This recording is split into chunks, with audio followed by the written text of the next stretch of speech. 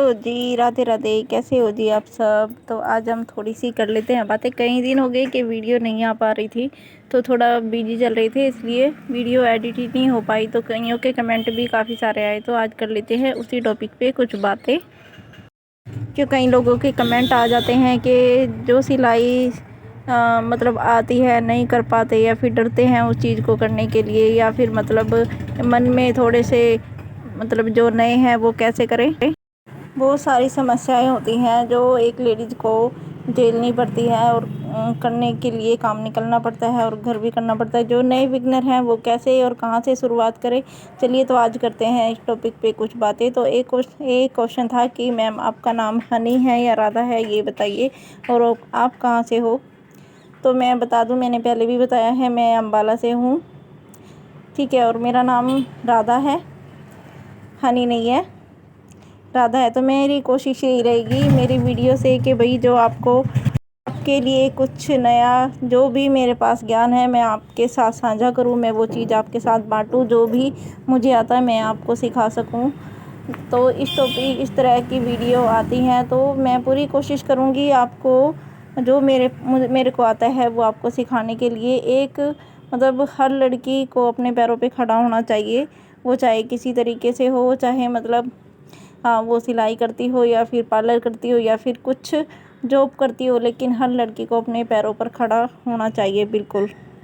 क्योंकि आजकल बहुत सारी लेडीज है ना, जो आगे बढ़कर ऐसी लड़कियों को सिखा रही है। मान लो उनका बजट भी नहीं होता, यूट्यूब पे बहुत आती हैं।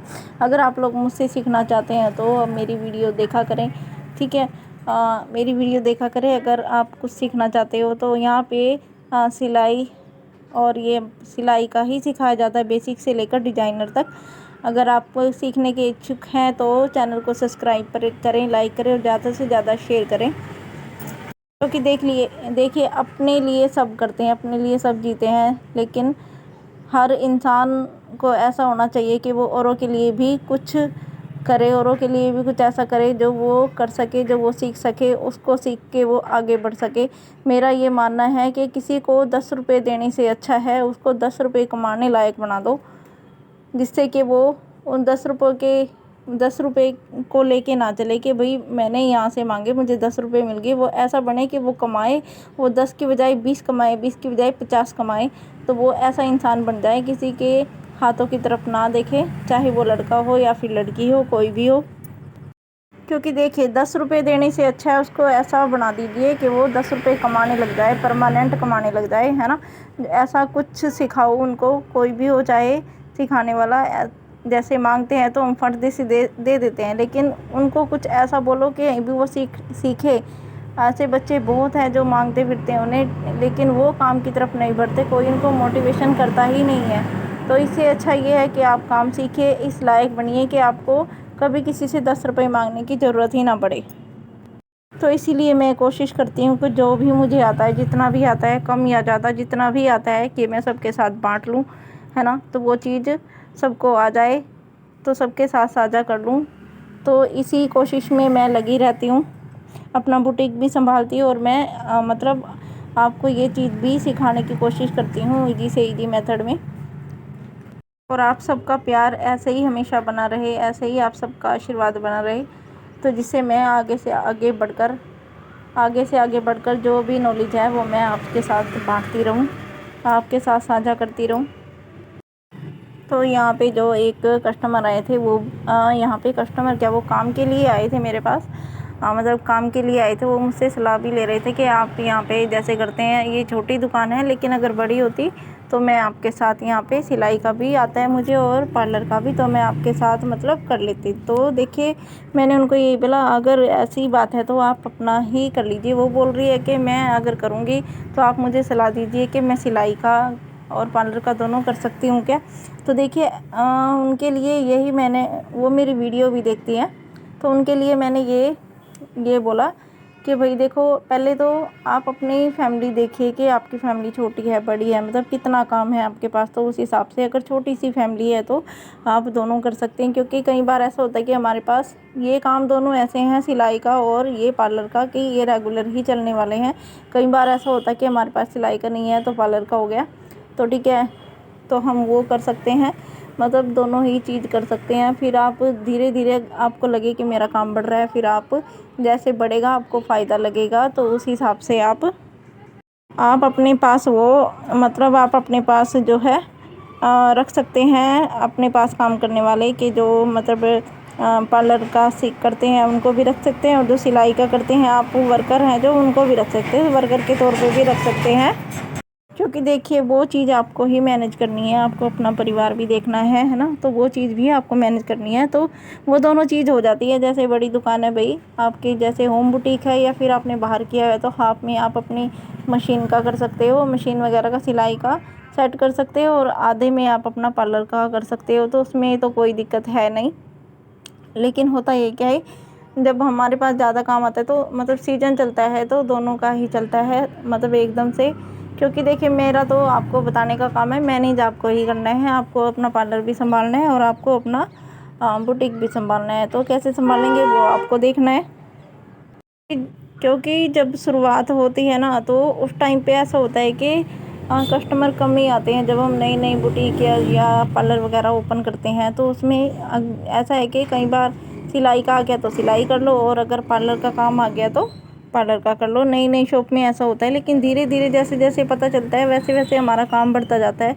तो दोनों चीज़ मैनेज कैसे करें, तो उसके लिए आपको वर्कर रखने ही पड़ेंगे, क्योंकि बहुत सारे लोग हैं जो दोनों चीज़ ही पकड़े हुए हैं, दोनों चीज़ ही कर रहे हैं, सिलाई का भी और ये पार्लर का भी। तो मेरा क्या है जी, मेरा तो सिलाई का ही है, मैंने शुरू से सिलाई पे ही फोकस किया है, मैं सिलाई का ही शुरू से काम करती हूँ, है ना। तो मेरा जो ध्यान है वो सिलाई पर ही है। बाकी आपका इंटरेस्ट, आपका जिसमें इंटरेस्ट है वो आप करें, अगर दोनों में है तो आप दोनों कीजिए। तो क्योंकि मेरा शुरू से ही मैंने सीखा है पार्लर का भी, लेकिन मैं इतना नहीं करती, मेरा शुरू से ही सिलाई में ही था इंटरेस्ट, तो मैं सिलाई में ही लग रही। पार्लर का काम मैंने सीखा है लेकिन ज़्यादा नहीं, ठीक है, वो मुझे थोड़ा आता है, ज़्यादा नहीं आता। देखिए पार्लर का और बुटीक का ये फ़ायदा हो सकता है, ज़्यादा अर्निंग के लिए आप ये कर सकते हैं उसमें कि आप कॉस्मेटिक वगैरह का सामान भी रख सकते हो, क्योंकि पार्लर का होता है तो उसमें कॉस्मेटिक भी बिक जाता है। और सिलाई का आप सिलाई वाला सामान भी रख सकते हो, जैसे मैं लेस वगैरह होगी, ये सारी चीज़ें होगी, आप ये चीज़ें भी रख सकते हो अपने पास, क्योंकि ये दोनों चीज़ें ही बिकने वाली है। कॉस्मेटिक का सामान भी बिकता ही है जो लेडीज़ लेती है, और ये भी सिलाई का भी, तो दोनों ही हो जाते हैं, ठीक है ना। जैसे लेकिन धीरे धीरे जैसे जैसे आपका काम बढ़ेगा तो वहाँ पे आपको संभालने के लिए कोई ना कोई चाहिए, क्योंकि देखिए आपको हर लेडीज़ को पता ही होता है कि मतलब ये हमारा जो पीको वगैरह का है या फिर ये किसी भी चीज़ का है, कॉस्मेटिक का सामान क्या होता है, और ये हमारा जो सिलाई का होता है, ये सबको पता ही होता है लगभग के क्या क्या सामान होता है। तो उस चीज़ से हम देख सकते हैं कि हमको क्या क्या चीज़ रखनी है, क्या क्या चीज़ नहीं रखनी, तो वो चीज़ हम देख सकते हैं। क्योंकि देखिए जितना बिजी रहेंगे उतना ही अच्छा रहेगा, बिजी रहेंगे तो हमारी अर्निंग अच्छी होगी।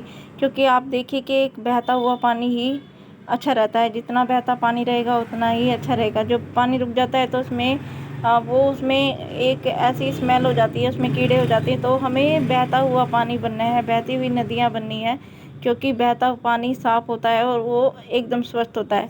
पानी को हमें रोकना नहीं है, तो इसी तरह हमने बिजी रहना है और अपने काम को इतना आगे तक लेके जाना है कि हमें किसी की तरफ देखना ही ना पड़े। एक कमेंट ये कि दीदी पहले मुझे बहुत शौक़ था सिलाई करने का, लेकिन अब मेरा मन ही नहीं करता, अब मेरा सिलाई की तरफ, सिलाई की मशीन की तरफ देखने का मन नहीं करता। तो बहन आपका मन भटका हुआ है, आपका मन भटका हुआ है। आप ये देखिए कि आपका टाइम कहाँ पे वेस्ट हो रहा है, आप कहाँ पे क्या चीज़ कर रहे हैं, आप कहाँ पे बिजी रह रहे हो जिससे कि आपका मन नहीं करता। आपने अपना ध्यान कहाँ पे रखा हुआ है, तो वो चीज़ आप सोचिए मन में बैठ के। फ़ोन देखने में, टीवी देखने में, या फिर आराम करने पे, या फिर इधर उधर बैठने में आप अपना टाइम कहाँ वेस्ट कर रहे हो, वो चीज़ आप देखिए, है ना, वो चीज़ आप देखिए। पहले आप सोचिए और समझिए कि आप कहाँ पे डील कर रहे हैं। जब आपको पता ही नहीं चलेगा कि बीमारी कहाँ पे है तो क्या है, तो उसका इलाज भी कैसे होगा। तो आपको यही चीज़ देखनी है कि मेरा ध्यान, मेरा मन कहाँ पे भटक रहा है, तो उस चीज़ से हट के आपको अपनी सिलाई पे या अपने काम पे फोकस करना है, तभी आपका मन लग पाएगा। क्योंकि देखिए क्लियरिटी तो होनी चाहिए कि हमें मतलब कहाँ पे क्या चीज़ है उस चीज़ को देखिए, तभी हमें पता चलेगा। क्योंकि देखिए हमें खुद से रूल बनाने हैं, अपने खुद से ही फॉलो करने हैं, तभी हम थोड़ा तरक्की कर पाएंगे। तो फ्रेंड, आज की जो वीडियो है ये थोड़ी सी बातें की मैंने आपसे, थोड़ी सी अपने मन की थोड़ी सी कमेंट जो पढ़े जो आए थे वो साझा किए। तो फ्रेंड, हो आपको आपके सवाल का जवाब मिल गया होगा। तो फ्रेंड बताइएगा कमेंट करके कि आपको आज की वीडियो कैसी लगी, और आप और किस चीज़ की वीडियो चाहते हैं कटिंग और स्टिचिंग में, तो वो भी कमेंट करके बताएं। जितना मुझे आता है, जितना मुझसे हो सकता है, मैं आपके लिए ज़रूर करूँगी। तो ये छोटे छोटे से टिप्स हैं जो आपको फॉलो करने हैं। अगर आपको